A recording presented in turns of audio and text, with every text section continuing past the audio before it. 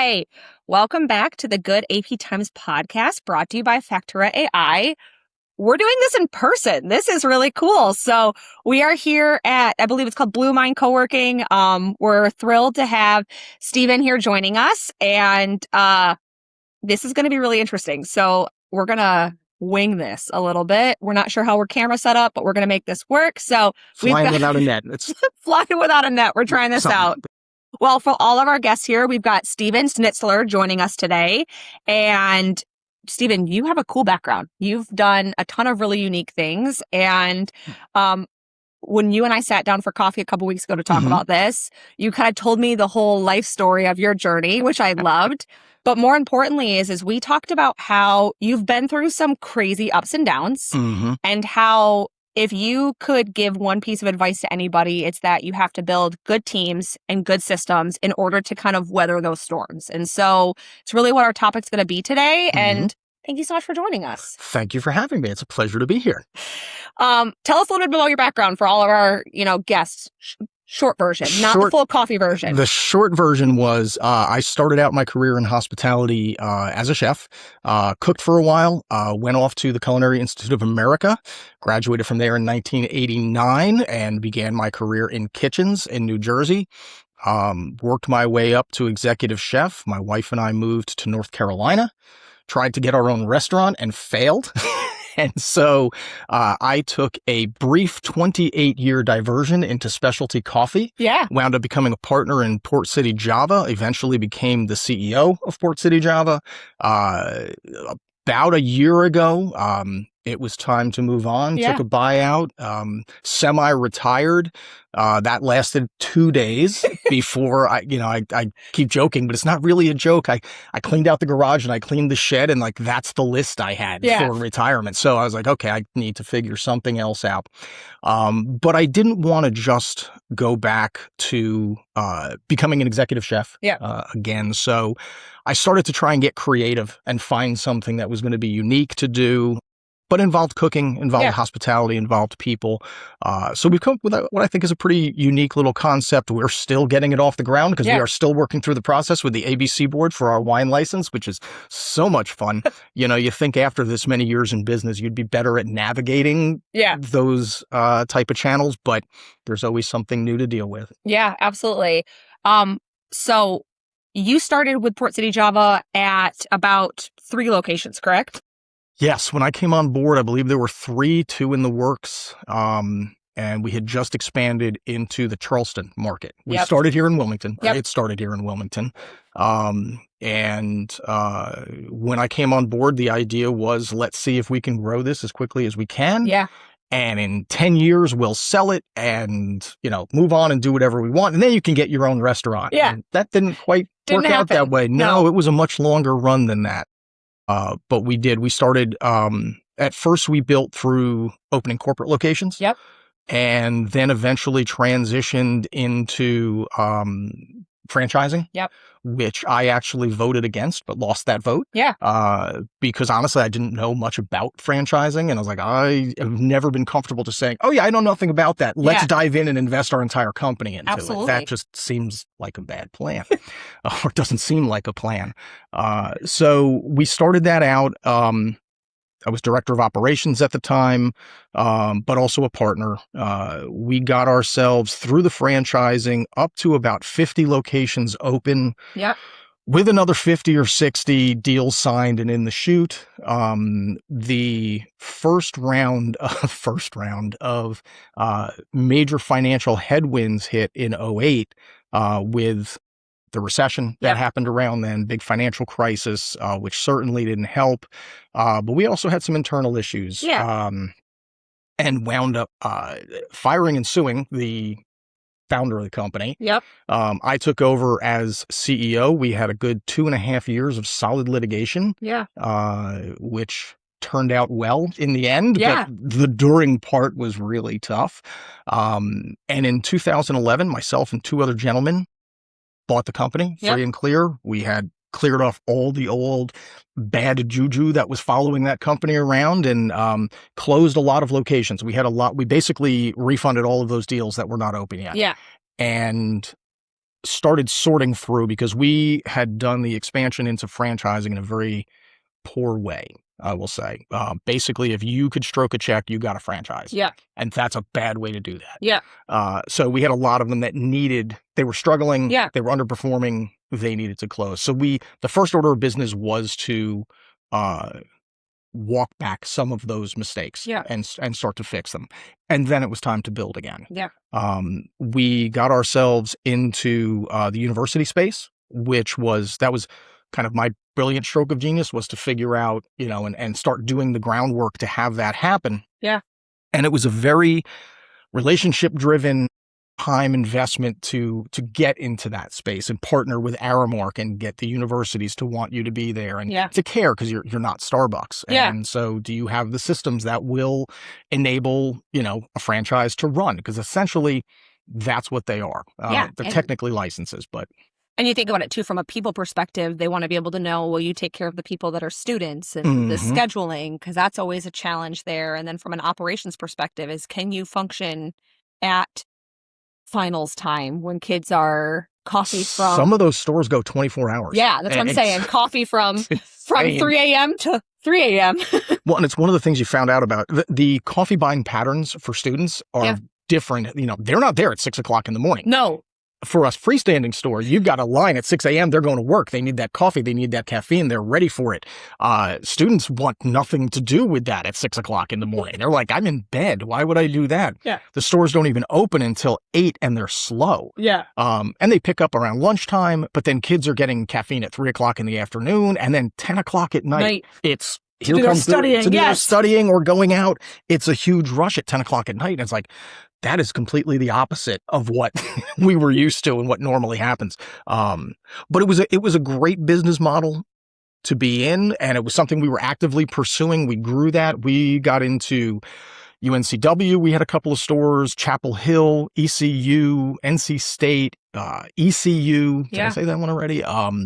Coastal Carolina, Cape Fear Community College. We got into the hospital. We got into the airport. That's all what's termed the non-traditional space. So not just freestanding stores. And I joked for a long time, if I could do nothing but that for the rest of my life, that's what I would do. Yeah. Open non-traditional locations.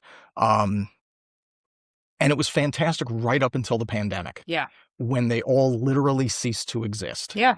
And, the hospitals shut down except for a skeleton crew. The airport was a ghost town. The universities literally stopped functioning and sent everyone home. Yeah. And didn't come back fully for almost 2 years.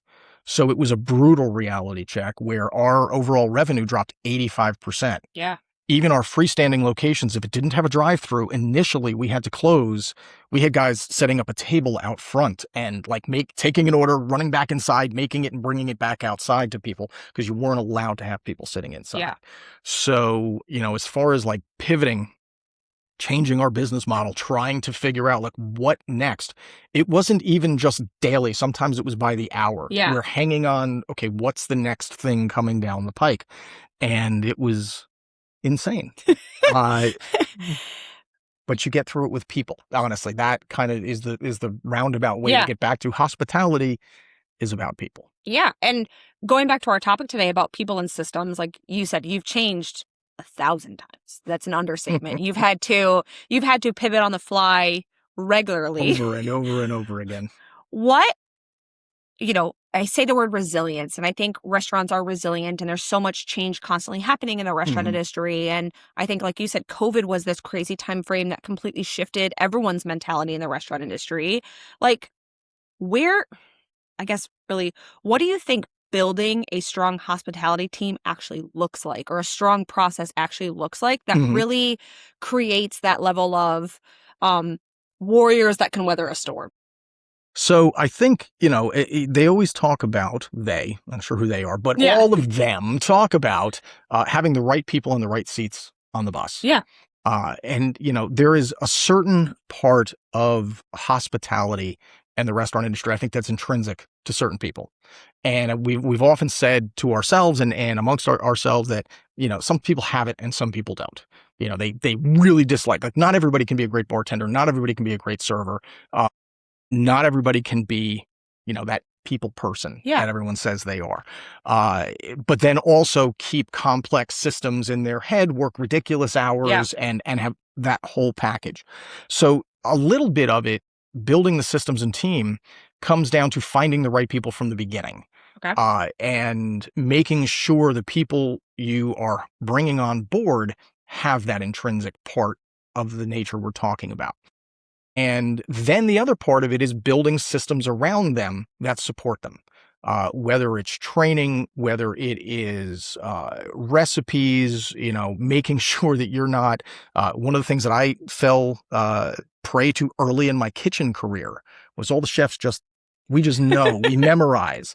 And I'll teach you what you need to know when you need to know it, but I'm not writing all of this down and putting it out perfectly. I can't give away all my secrets. I finally worked for a chef, by the way, after a few years out in the wild, if you will, who I worked for him for free, by the way, at night, because he was fabulous and shared everything. And his name was Patrick-Yves Pierre-Jerome, and he was fantastic. It was up in New Jersey. But he's like, there's no secrets. Like, we're just like, if I teach you everything I know and you open up a restaurant across the street from me to like, I have failed you and like taught you nothing. But if you go 3 towns over and open up your restaurant, I'm going to send you business. And you're going to send me business. And he looked at himself. He even said this, and it was hilarious. I got to talk to him about a year ago and let him know I still think about this. Because we hadn't talked in a while. He says, I want to be like a great martial arts master where there's 100 people out there who attribute the way they are to me. I want to develop people. And I was like, that's amazing. And I consider myself one of those, and to this day, again, here I am talking about it right now. And that was 35, 40 years ago. So we're men, I mean, not 40, but 35 years ago. Like, getting old, but not that old yet. But that level of, again, systematizing up to a point. Because people need to know, again, what are the rules? What are the guidelines? What do we do? But within that, you need people who can think their way out of a paper bag. They need to be able to react. They need to be able to adapt to a situation because it never really does stay the same one day to the next. There are general guidelines about here's how we open something. This is how we card somebody and make sure they're 21 before we give them alcohol. Those type of things. Again, filling out your paperwork, filling out new hire paperwork. Like, there are things that are just systems and they need to be there. But the systems, if they break down, if you don't have someone that can think and that you trust to think and fix it, that means it's you. You have to be the one who makes every single decision. And that's the worst position to be in. And so many chefs run their kitchens that way. I did early on. Because that's how I thought you did it. And I was like, boy, this is a lot. Because that means everything has to come through me and I can never not be there. And that's when you get into 80+ hour weeks because you live there. And chefs in general share that trait. We're workaholics, but also control freaks. And, one of the things actually that taught me later on how to let go was after I was out of the kitchen, because I pretty much always ran my kitchen that way. But when I got into business and a multi-unit operation, that doesn't work anymore. No. You cannot be there and you can't do things. And so you have to learn to trust people, but you also develop them. And you can't come up with every single, that's why systems only go so far, because you can't come up with every potential scenario ever and train somebody how to deal with it in advance. Sometimes they're just going to have to be like, this just happened. I've got a person in front of me with a problem that I need to help fix right now, or a piece of equipment that's broken, and I've got orders that need to run through something. And I need you to be able to figure it out. So having those people in place, developing them, which means investing in your people constantly. It's so important. But again, I wish I knew that first. Right. It would have made life a lot easier. But that wasn't the era of kitchen work that I was coming up in. It was still that top-down European-dominated model of a brigade where everybody's got their place and you're a cog in the wheel. And if you can outwork everybody else, you'll move up. And, not to brag, because this shouldn't be a bragging point. I could, back in the day, work longer and harder than everyone around me. And be like, oh, you're tired? I'm not tired. I don't get tired. And then let's go out drinking afterwards. Like but that's also part of my generation who defines themselves by how hard they work. And I'm like, Boy, that was kind of dumb. We actually talked about it a couple of episodes ago where we talked about the like trauma bond and the badge of surviving, like the badge of, did you survive a terrible night?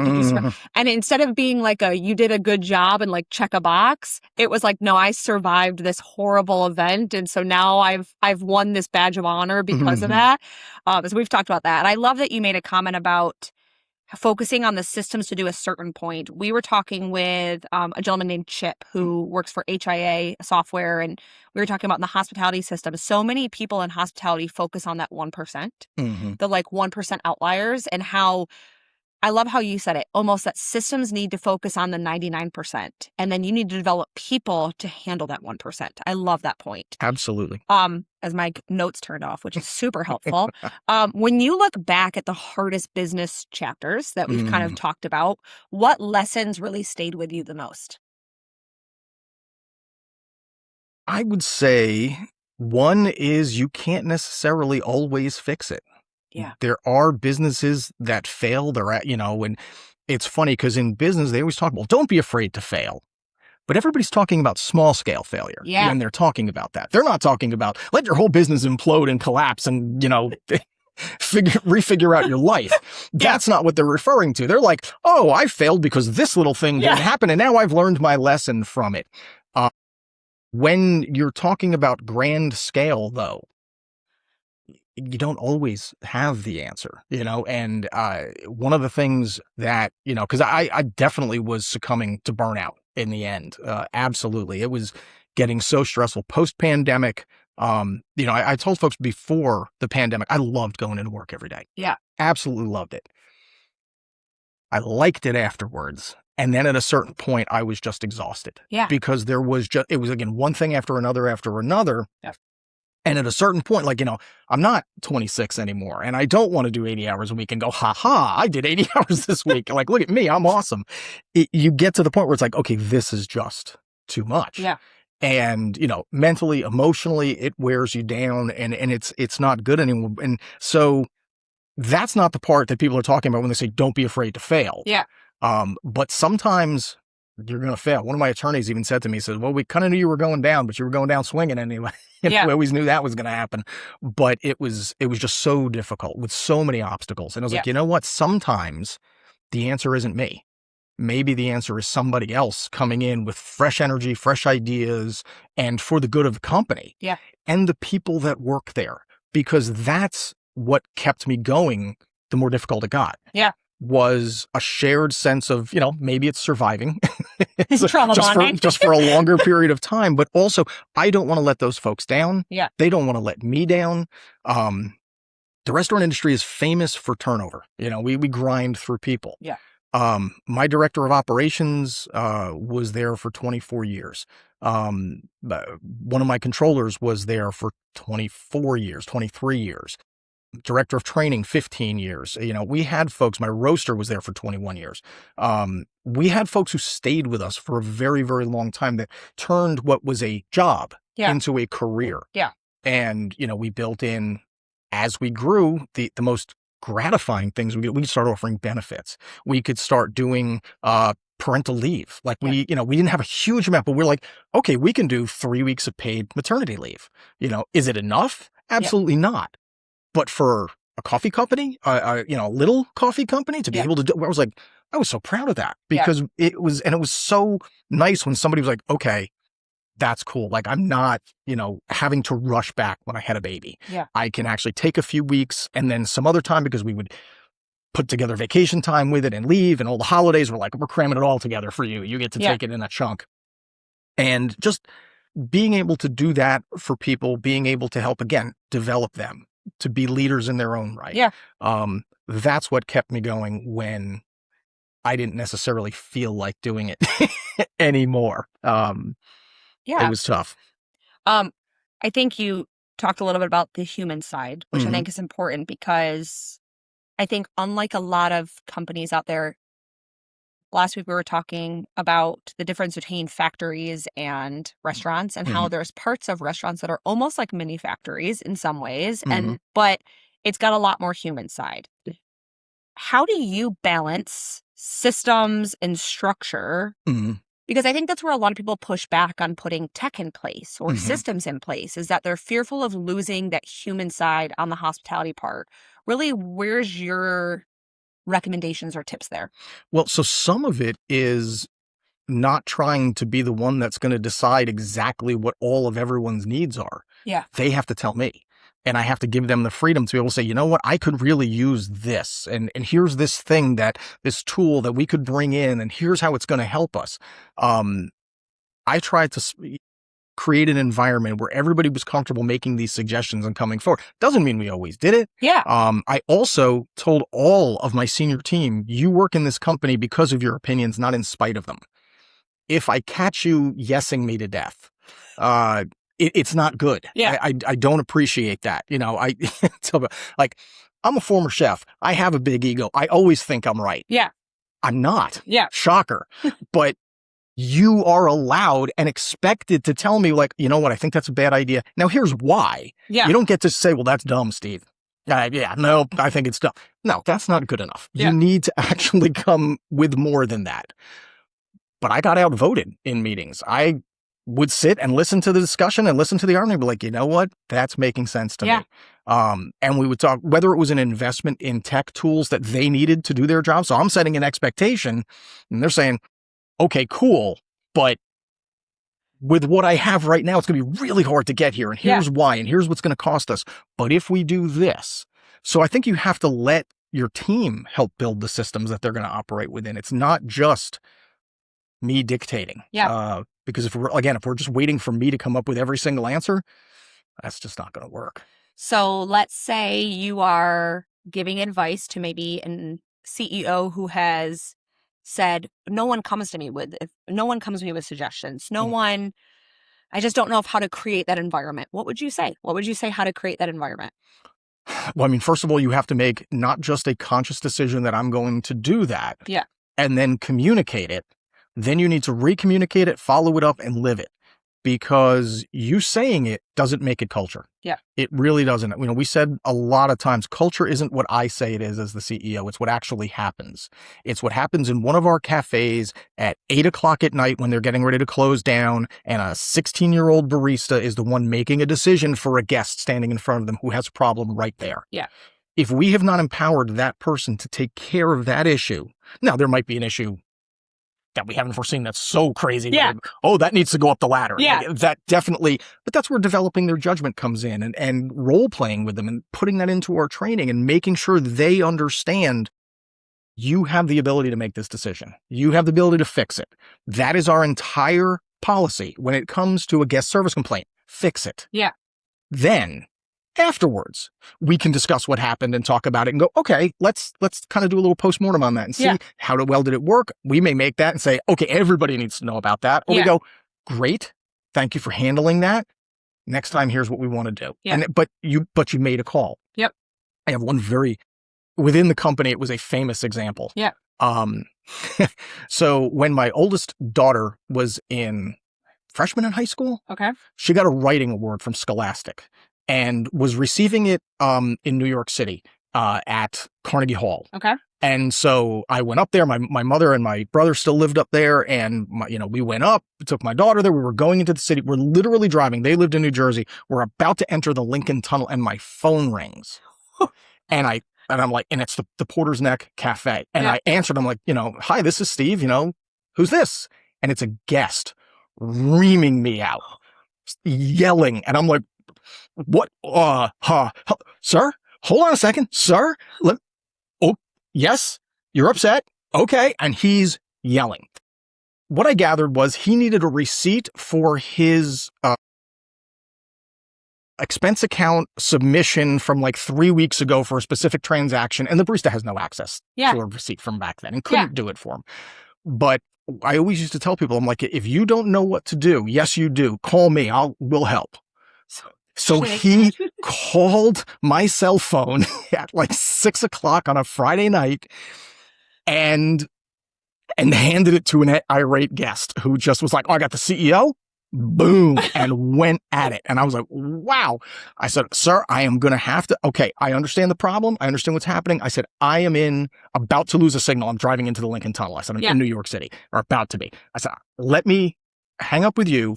Stay right there. I will get a hold of somebody in Wilmington who can help with it. And I made 2 furious phone calls, got somebody. They went down. We handled it. It had to be the next day. It couldn't be that night anyway. Right. They're like, we can't even get into that stuff. Like I would like go to the back office. Stuff. Yeah. So and he needed a paper copy as well. It had to be that. Couldn't be electronic. So we solved the problem. The barista, I afterwards called the barista. I was in New York City at that point. I had to go through the tunnel because I was like talking really fast. This was about to lose the signal. So he was like, I'm really sorry. And I was like, yeah, we're going to be putting up signs that say, don't hand the phone. Give out the CEO's cell phone number. But the other part was like, but you did what we asked you to do. You didn't know what to do. You didn't know how to solve it. You had an irate guest and you fixed it. Right. That's all I can ask of you. Was it, at the moment, I was in a little bit of a panic. Like, what is going on? Yeah. Why am I being yelled at? And who's in the Porter's next door yelling at me? Like, is that one of my employees? I didn't even know it was a guest for the first 3 or 4 seconds. It was very strange. But he fixed it. Yeah. He got a hold of somebody. He didn't call the district manager. He didn't call his cafe manager. He didn't call the district manager. He didn't call the He followed the instructions. Director of operations. He went straight to the C. I'm like, okay, you definitely skipped a couple levels there, but okay. He didn't get in trouble. He wasn't. And again, we laughed about it afterwards. Still actually know him. And this is like 15 years later, but it was a hilarious, story to tell people because I was just like, hi, who's this? And they're like, but you have to take it almost as a compliment that he felt comfortable enough to go do that. When we sat and we actually looked at it, we're like, okay, we don't want that to happen every single time. No. Like, yes, try your manager first. They're the first line. And then if you can't get them, the district manager, and then the director of operations. 4 levels before he could have gotten me. But okay, because again, he fixed it. Yeah. And at the end of the day, if that's the instruction I've given everybody, right, and that's what we've said as our policy, you fix it. You did it. You did it. You succeeded. So you can't get upset or in trouble for that. That was a beautiful thing. Yep. Crazy at the time, but sometimes that's what it takes. Yeah. He's like, the guy was yelling at me and I just didn't know what to do. And I sort of panicked a little bit. Yeah. And I was like, but at the end of it, you got it done. Yeah. So we're good. Because he's like, I really thought I was fired when he started yelling at you. He's like, I was trying to get the phone back from the guy. I was like, it wasn't happening. It was too late. He was teeing off at that point, but it's okay. If you could go back, what systems do you think you would build earlier? I think honestly, everything to do with, we got good at this eventually, but in the beginning, I think we would go and build the systems around hiring, interviewing, and onboarding, because your culture starts before people get there. Yes. So, it used to be, okay, we put out an ad, people came in, we interviewed, they got hired, and then their training began. Yeah. Well, maybe your training about how to make a latte or a cappuccino should start when you're in the cafe. But the introduction to who we are and how we are and how we would like you to be starts before you ever come in for an interview. Yeah. And it's how we respond to people who are applying. And having systems in place that that's just the way it is. Yeah. And for me, that's what systems are. Those are the things that it's just the way it is. That's the way we do things. Here it is. And it's systematized. But, not leaving people hanging when they're applying, and responding and saying, even if it's a negative response, or saying, thank you for applying, we're not going forward at this time. Okay. But it's so much better than just ghosting. And these days, I just hear stories about it all the time. Like, no one gets a call back. It just ghosted all over the place. Well, and what's crazy too is the hiring market right now is a little bit insane in the sense of saying you talked about burnout earlier and how people are looking for the next place to go. And it's this like constant jump ship, and especially in the restaurant and hospitality industry, because if I go to this place and then I go find somewhere else, I'm getting $1 more an hour. Look at me. I did it. Yep. I think there's an aspect of culture, and like you said, and all I can always think about when someone starts talking about culture from the minute that you're hired, I always think about Chick-fil-A. That's like my first go-to, because They do it better than almost anyone else does. And it's just crazy because it's exactly the point. It's the culture from the get-go. Mm-hmm. It's knowing what's going to be valuable to you. It's how to get people to stay and do all of those things, and you don't leave. And there's a value there too, because the cost of hiring, the cost of turnover is extremely expensive in the restaurant industry. You'd mentioned training.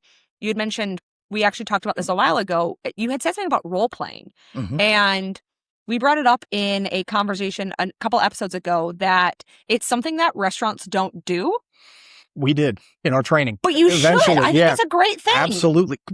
If the first time you're dealing with an irate guest is when an irate guest is standing in front of you, it is really difficult. Yeah. It's really hard. And, we actually started doing a hospitality seminar. Okay. Now, this wasn't part of their onboarding. It was within their first month. They've gone through their basic training. But every employee, regardless of position, was required to come in and sit on a Wednesday afternoon or a Saturday morning. We did them once a month each. With me, about an hour and a half long. And we talked about hospitality. Yeah. And that is, you've heard it called the service industry. You've heard it, all those. It's what we do for a living. Yeah. Isn't make coffee. No. Those, we don't do dishes. We do lots of things. We sweep, mop, we take out the trash, we do dishes, we make drinks, we make food, we clean up, we clean bathrooms, all of those things. But what we do for a living is provide hospitality. Yeah.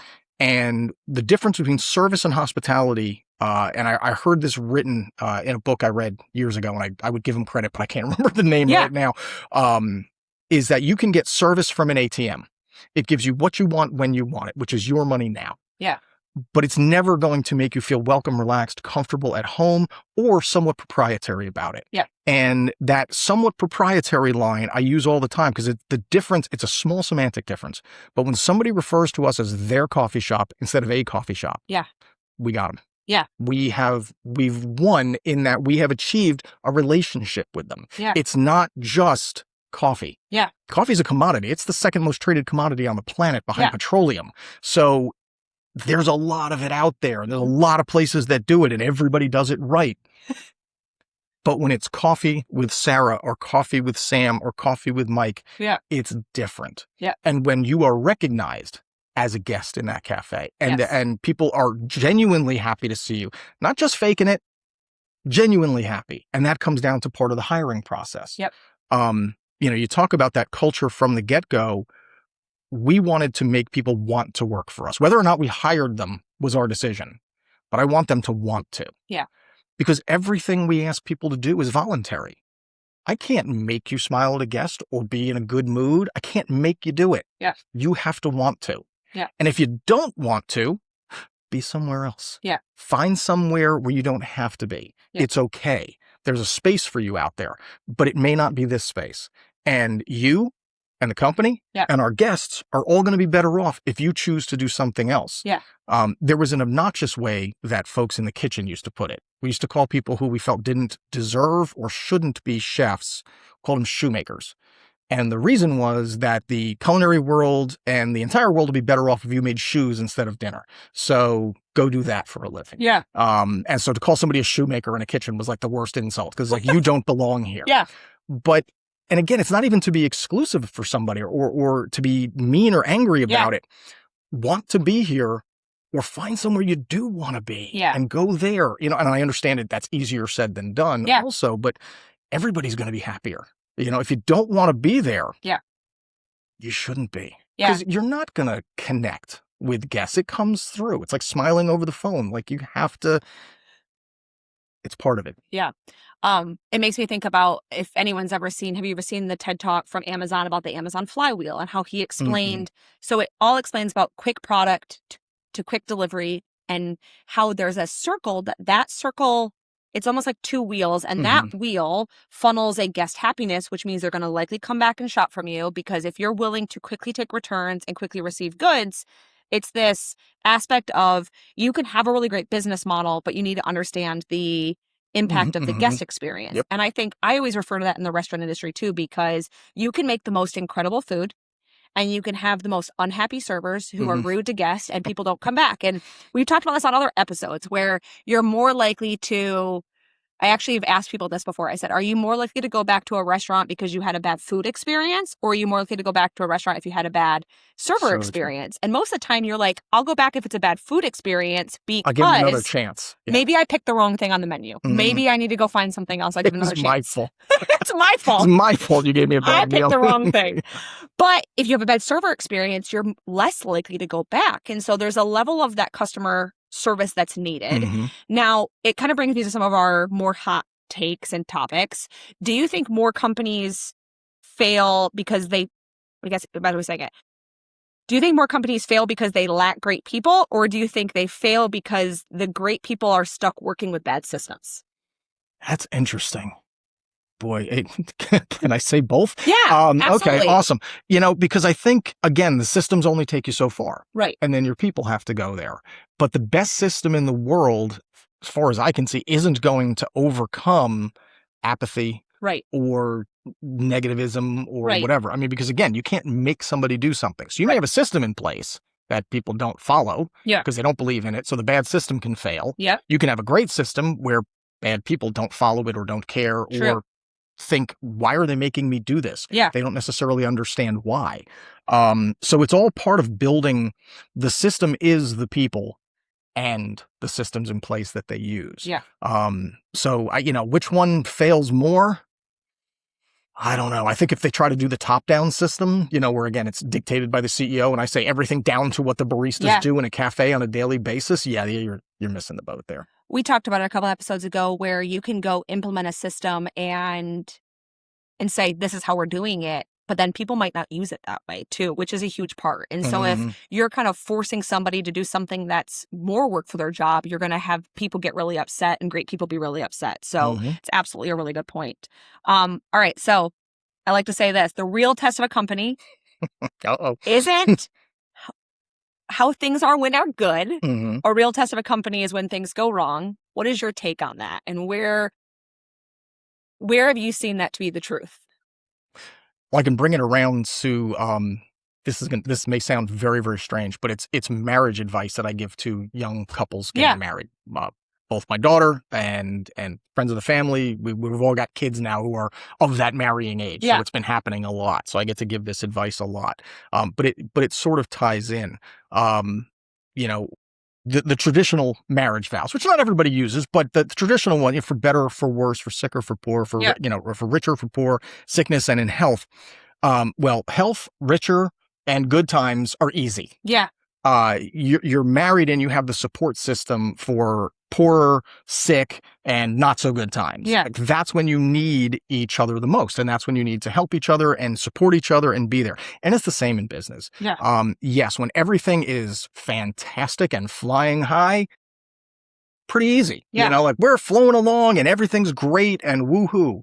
When it's really, really bad, it does reveal character. So did you make the right choices with folks? Yeah. Have you developed them to, it reveals everything at that point. Yeah. Have you built the foundation with them? Have they bought into your culture? Have you developed them to the point where, again, they can think and problem solve? Yeah. And they want to do that. They're on your team. They're on your side. Or they're like, okay, this sucks all of a sudden. I'm out. Doesn't matter to me. Yeah. I'm not vested here. So I think you have to use those good times as if they were bad times and build for those bad times because it's going to reveal a lot. And if people are not vested, they're not gonna stay. So how would you build for the bad times and the good times? So a lot of that is investing in your people. Yeah. Again, choosing right off the bat, which, we make mistakes, but when you make a mistake, also correct it quickly. Yep. They say fire quickly, if you have to. And don't ever do it out of anger. Like that's, if you have somebody doing something that's making you that angry, well, first of all, how did it get to that point? Because it never happens in 2 seconds. Yeah. It happened over time. What have you been doing over time?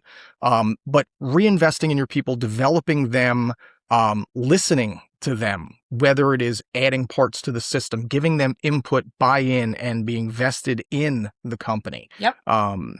It's not just, giving perks and stuff or a pizza party or things like that. Though, the pizza party. I always like pizza. It's fine, but it doesn't substitute for the things you're missing. Yeah. So if you're doing the pizza party in addition to all of the other things, Cool. Yeah. If you're only doing the pizza parties, you are going to get shredded by your staff. It's going to be like, oh, this is what they give us. This is, this is what they care about. So building during the good times is, again, professional development. Yeah. We used to send people to conferences within their specific group. So we had folks going to marketing conferences, folks going to NACUS and NACUFs, which are two organizations that oversee college and university food systems, so that we could network there, the International Franchise Association. Yeah. Because, one of the things that I was taught in my first kitchen job ever, washing dishes at 15, by the first chef I worked for, a gentleman named Pat Perotti. Pat said, everybody here knows something you don't. Yeah. So find out what it is and incorporate that knowledge into what you do. Yeah. And again, that stuck with me. Yeah. And it's the same thing with networking.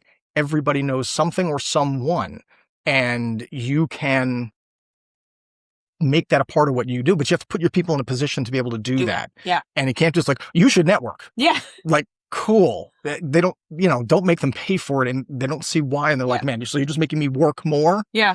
No, I want to develop you for your next position, by the way, whether it's with us or not. Yeah. And if you can see to that, and there are folks right now working in other franchise systems around that came through us and in positions, I don't think I'm going to name anybody, but that are working with government agencies here in town, that are working with franchising systems here in town, that have gone with Amazon and with Microsoft, that have gone on to pretty substantial careers. Yeah. And I'm very, very proud of that. Yeah. And, I'm not like, when somebody comes and they say, I think it's my time, I'm going to be moving on. After 15 years, I'm like, let me give you a hug. Like, this is awesome. Good for you. I'm happy for you. And their response usually has been like, you set me up for this and I appreciate it. And I'm like, how can I help? You don't get mad at somebody because they're moving on or be happy for the time you had, rather than sad. Well, now I got to replace somebody with 15 years of institutional knowledge. And wow, and I don't get to see this person as much anymore. But now also they can be invited to my Christmas party because they couldn't before because they worked for me. It's so funny though, because you explained like the conferences and all of that. And it actually made me remember when I started in the restaurant industry, and I worked for a small single little mom and pop shop restaurant. And we had something where all of the managers, because there was like 6 different managers, had to do 2 things a year. So every month a manager had some sort of outing that we would go and do that was educational of some sort. And it was meant to better you. And you had to, every single salesperson or like staff had to go to at least one of them. Eventually we started getting to big enough events that we did 2 of them. But I remember, because at that time, we were sales, servers, bartenders, etc. And one of them, we went to a hops farm and we learned the entire process of how hops are grown and brewed and all of this. It made me a better server because it made me educated and do all this stuff. And we went and did wine tours and farm tours and factory tours and all different stuff. But like, you don't have to go and think about doing massive conferences. You can start smaller. Absolutely. You can start, I think about it from the coffee side, like go do a tour of the roastery, learn how the coffee's, roasted, learn all those. That was also something we added. Every employee had to come and do a roastery tour. Yeah. And learn about it, and a cupping, which you're doing an actual evaluation, which is different than just drinking coffee. Right. It's actually not as much fun. Well, that's so much fun. I did 64 of those in one sitting one time, and it was the worst. Like after 64, I'm like, it just tastes like coffee. I don't want to do this anymore. Like, your hands are shaking. Yeah, all the caffeine. And you learn, but you learn to spit because you don't want to drink all of that. Yeah. 64 samples is like, it's a lot of coffee. Oh, it was so much. So seeing colors and all that stuff. And you can't distinguish between them anymore. No. But no, we absolutely brought our folks in to learn the process. Yeah. And you're doing 2 coffees. You're doing either or, an evaluation of those 2. But yeah, any type of development, and every single development doesn't have to be specific to your job. Yeah. It can be, again, learning about something else, and there's all kinds of neuroscience that shows, when we learn about art and we learn about other things, it all just helps. Yeah. It helps us think. It helps us think creatively and differently. Yeah. All right. So let's get into some fun rapid fire before we end the day. All right. One tool you couldn't live without. Believe it or not, it's a pad and pen. Yeah. I am a bit old school, a bit of a Luddite, but the process of writing my lists and then rewriting them and reorganizing them, it reinforces it in my mind. I reprioritize, I go through it again, and that physical writing of it and then crossing off. I do love crossing off. I will write things that I've already done just to check them off. Just to check them off. Because then I feel accomplished. I'll have done half of my list and be like, I got to write down the rest of the list. And then I'll write that part of the list just so I can check it off to feel that accomplishment. Yeah, no, I'm with you. What's the biggest leadership lesson that you learned the hard way? No, I think that more meetings are not always the answer. Yeah. You know, I got very good at scheduling another meeting because we had another problem and I need to bring everybody in. And I'm very much into discussing these things face to face and let's work it out and let's hash it out and let's listen and we'll draw up on the whiteboard and we'll do that. But sometimes you just need not to interrupt people's day. Yes. And you can say, okay, here's the email. Here's what we're going to work on. We're going to collaborate on this. Get back to me. Yeah. And then let's all discuss. And then we'll have the meeting once we've kind of made some decisions. But I'm going to bring people in 4 times to discuss this same thing. And it's just, you don't always see the effect that it has on everybody else. Yep. So I eventually learned that. But when I first got into that CEO role, I was like, we need another meeting. Yes. And people are just like, oh, for the love of God, like, please stop doing that to us. And you know, you kind of blissfully go along thinking everything's fine. But then you realize, well, they have to listen to me. Yeah. So maybe I should shut up a little bit more. Yeah. All right. In the era of Instagram, what's the craziest coffee order you ever saw? You know, funny enough, it's actually not something that was necessarily Instagrammable. Okay. That same Porter's next door, we had a lady so we didn't know she did this until she started coming through the drive-thru and had to order it this way. So she just got a large cup of coffee. Normal. We'd give her the cup of coffee and then they go to the condiment bar and they put in what they want to put in. Yeah. When she decided, I'm going to go through the drive-thru, she had to order her coffee a certain way. And it was like 2 sugars, 2 equals, 3 Splendas, 1 sweet and low. And I'm like, why are we doing the mix of different sugars? But okay. No clue. And it was like 9 or 11 packets of different things that you had to put in there and mix. And I just kind of like, we had to ask her to repeat it like 3 times. So we have to write this down. Hold on. Because that's we're like, okay, 3 Splenda and 2 equal. And we're like, are you screwing with us? Like, are you messing around with us? Like that. First of all, ew. Like, I don't even put sugar in my coffee, but I was like, oh, wow. I tried it once. We made it. Yeah. But I was like, I have to. I have to. It was so hard. And the thing that kept going through my mind, and we never asked her this, I was like, how did you get to that? Right. Where did you find that mix of like, no, not 4 Splendas, no, 3. 3. And 2 equals. How did you figure? And then, the old-fashioned saccharin. Let's throw one of those in there just for that weird metallic aftertaste. Yeah. It was very, very strange, but it was, to this day, just the weirdest thing. Like, people do big concoctions and dessert in a cup and extra sweet stuff. And I was always very boring. Again, regular coffee, just black coffee. I'm fine. My treat is putting cream in my coffee. Like, I'm like, ooh, I'm going a little nuts today. But I just never understood, like, how many times did you have to make this and add stuff to it before you finally went, nailed it. This is the drink. Absolutely. Well, and then last, I didn't prepare you for this question, but we're in beautiful Wilmington, North Carolina. We are. Minus the fact that it's like 1,000 degrees right now. We're having a Gates heat of hell. wave. Super bad. Tell people why they should visit here. I think there's a lot of reasons. There's a lot of history. There is a lot of actually touristy things to do between the Azalea Festival, the Battleship, the beaches, the restaurant scene that we have, even the coffee shops in the morning and the bakeries. We've come such a long way. Yeah. The historic architecture of the downtown. Yeah. There is so much here.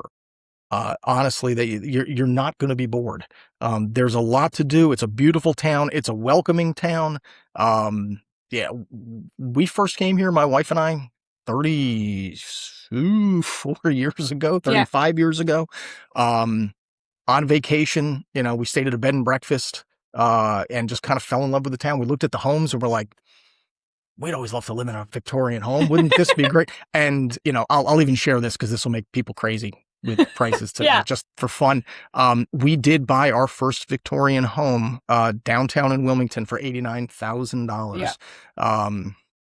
And you can't do that Can't anymore. do that now. No, that is not a thing anymore. But yeah, it's just it's a beautiful area. And yes, it's summer in the South, so be prepared for that. Yeah. And even more so now, though my brother lives in New Jersey and it was 102 there the other day. So and the heat wave's everywhere right now, but yes. You're not getting away from it just being up there. No. So yeah, come on down. Did you know Wilmington has the most restaurants per capita of people in the United States? I had heard at one point we had the most fast food at like years ago. So it's the most restaurant per capita of people that live here. I think because of tourist-wise, there's so many like small touristy type restaurants that definitely get a lot more, but it's the most restaurants per capita of people, which I always thought was really interesting. That is an interesting fact. I mean, we do, but it's true. Like there's so many options. My husband and I have ones that we regularly go to, and then ones that have been on our list for so long that we're like, we still forget we've got to try. Are they? It's funny. Our original roaster, gentleman named Frank, he retired a number of years ago. He's quite a bit older. We still go to dinner once a month. Yeah. And we go out and we try. He likes to try new restaurants. So we try things out. And my wife is always, she's like, we haven't been to that one yet.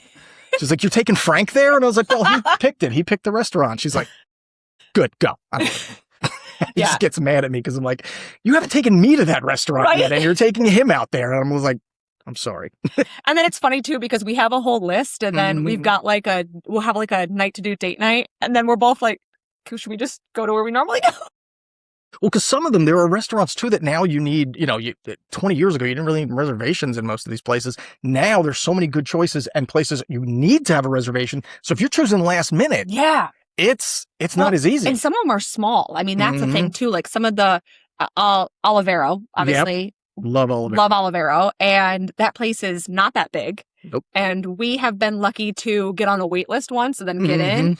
We've talked about other places that like the wait list is, I mean, we've talked about Cousins and all that they do and that he's got a wait list for 2 years out for their specialty dinner. So it's so unique. It's kind of insane. Well, can I plug my dinners real quick? Please do. That's the whole point of this. Bite Club is coming to town. Like I mentioned earlier, we are in the process of getting our wine license. Yep. But we are partnering, and this was kind of my casting around for something to do after corporate world, but not wanting those 80-hour weeks again. So I was like, how do I figure out how to do a part-time restaurant? How can I figure that out? And I tried to do pop-ups at places, and the health department was like, that's not a thing. You can't do that. And, it went through a few different iterations that got shot down first. But what we've come to is we are partnering with a restaurant on 17th Street near the hospital called Blue Willow Cafe. Yep. They are actually a nonprofit that provides job training for adults with disabilities. Yep. And doing a little bit of consulting with them. We're working on their menu and trying to boost their sales a little bit during lunch, but they only do lunch Monday through Friday from 8 to 3. Yeah. Or they breakfast and lunch, I'm sorry. Yeah. And so I'm going to be using the restaurant space at night and on the weekends. And we're going to do what we're calling dinner at Blue Willow Cafe. And it's going to be limited to 20 guests. It's going to be a 5-course meal. The menu is set, so there is no ordering off the menu. Yep. We're going to put it out in advance, and we'll let you know if there's something on there you might be allergic to. But from the standpoint of like, you don't come in and order, it is a communal table. Yep. Everybody sits together, everybody eats together, everybody passes the food around. It is a ticketed event, so you will have bought your ticket in advance, which will include the food, the tax, the gratuity, and non-alcoholic beverages. Yep. We're going to have wine available for sale as soon as we get that license. As soon as we get the license, which I expect will happen in the not too distant future. Yep. And you're actually going to, it's only going to be wine by the glass. There's only going to be about 8 or 10 selections. Scan it with your phone, pay for it on your phone. We will bring your wine out to you. So the other thing is at the end of the night, there's no check ritual. Yeah. There's no bringing, and we just wanted to make it as seamless and easy for people as possible. So it's about, basically it's a dinner party with my wife, Lisa, and I. Yeah. Is come out to dinner, eat here. We're going to spin some vinyl records. We're going to have some great conversation. Yeah. And it's about interacting with folks. People talk about intimate dining experiences, and that's great. Yeah. But as my wife and I say, we've been married for 35 years now. We've talked to each other a few times. Like we can talk to other people too. And, especially I think in this day and age, with so many different ways to communicate, we don't talk to each other enough. Yeah. So I think it's a way to help build some of that community. Yeah. And it will benefit the nonprofit, which is a great thing as well. But we're really excited about it. I think it's going to be fun. And to be able to do this like 4 times a month or 6 times a month, yeah. We can also do private dinners in people's homes, or we can do them in their vacation rental, or on an off night where we're not already doing a dinner, we can do it at Blue Willow. Yep. And I think those are going to be great too. But really it's about providing hospitality and building community. And, again, we were originally thinking we were going to do 30 people. Yeah. And we did a test run and we basically said 20. Yeah, we need to knock it down a little bit because it's what we can do well. Yeah. I don't want it to make it anything where we're just handing out food, here you go, eat and leave. And it is about the food, but it's also about the experience. Yeah. And something you were mentioning earlier, people will remember how you made them feel way longer than they're necessarily going to remember what the salad course was or what the dressing was on that. That all makes an impression. Yeah. But if you leave there going, wow, that just felt great. That was amazing. And we dressed the place up with tablecloths and drapery and flowers. And, we jazz it up a little bit. Jazz it up. Yeah, and have fun with it. It's really a lot of fun because cooking for people and with people is really what I like to do. So that's where we settled on as far as what's the next step. But like you said, it's about hospitality. Mm-hmm. It's about having good food, great systems, and even better people, both as guests and there to help. So absolutely. Steven, absolutely. Thank you so much for joining us today. Thank you for having me. Thanks for dealing with all the uniqueness of trying to coordinate us in person, but this was great. And fantastic. Really appreciate it. For all of our listeners, check out next week. Learn more. If you come visit us, check out Bike Club. Mm-hmm. Otherwise, thank you again.